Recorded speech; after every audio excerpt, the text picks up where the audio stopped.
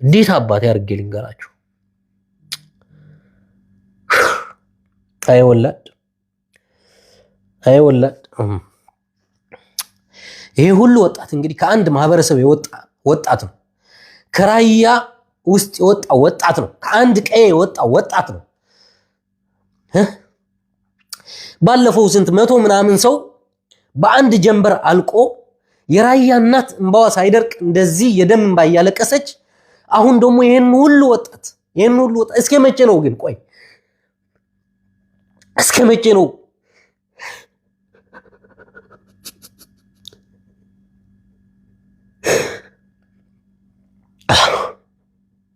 ወጣታችን አለቀ። እግዚአብሔር ወጣቱ አለቀ።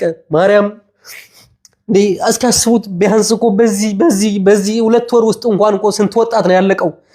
አስቡት እስኪ። ባለፈው 181 ሰው አሁን ደግሞ